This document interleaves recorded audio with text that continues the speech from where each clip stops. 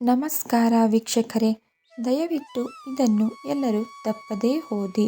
ಸೂರ್ಯೋದಯ ಆಗುವುದಕ್ಕಿಂತ ಮೊದಲು ಎದ್ದು ವಾಕಿಂಗ್ ಅಥವಾ ವ್ಯಾಯಾಮ ಮಾಡುವುದು ಆರೋಗ್ಯಕ್ಕೆ ಒಳ್ಳೆಯದು.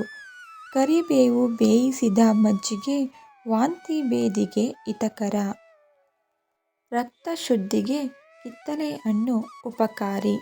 ಭೋಜನದ ನಂತರ ಶ್ರಮದಾಯಕ ಕೆಲಸ ಹಾಗೂ ನಿದ್ದೆ ಮಾಡಬಾರದು. ದಾಳಿಂಬೆ, ಅಂಜೂರ, ಒಣದ್ರಾಕ್ಷಿ ರಕ್ತಹೀನತೆಯನ್ನು ಕಡಿಮೆ ಮಾಡುತ್ತದೆ. ವಿಪರೀತ ತಲೆನೋವು, ನಿತ್ಯ ತಲೆ ಸ್ನಾನ ಮಾಡಬೇಡಿ. ಕಿಡ್ನಿಯಲ್ಲಿ ಕಲ್ಲು ಆಗಿದ್ದರೆ ನಿತ್ಯ ಕಬ್ಬು ಸೇವನೆ ಮಾಡುವುದು ಲಾಭದಾಯಕ.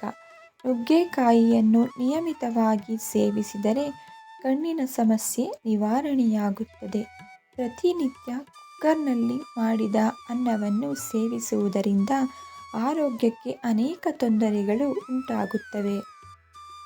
ಪ್ರತಿದಿನ 1-2 ಚಮಚ ಶುದ್ಧ ಹಸುವಿನ ತುಪ್ಪ ಸೇವಿಸುವುದರಿಂದ ಆರೋಗ್ಯಕ್ಕೆ ತುಂಬ ಒಳ್ಳೆಯದು. ಸ್ನೇಹಿತರೆ, ಕೇಳಿದ್ದಕ್ಕಾಗಿ ಧನ್ಯವಾದಗಳು. ಉಪಯುಕ್ತವಾದ ಮಾಹಿತಿ ನಿಮಗೆ ಇಷ್ಟ ಆಗಿದ್ದರೆ ದಯವಿಟ್ಟು ಚಾನಲ್ನ ಸಬ್ಸ್ಕ್ರೈಬ್ ಮಾಡ್ಕೊಳ್ಳಿ. ವಿಡಿಯೋಗೆ ಲೈಕ್ ಮಾಡಿ, ಶೇರ್ ಮಾಡೋದನ್ನು ಮರಿಬೇಡಿ.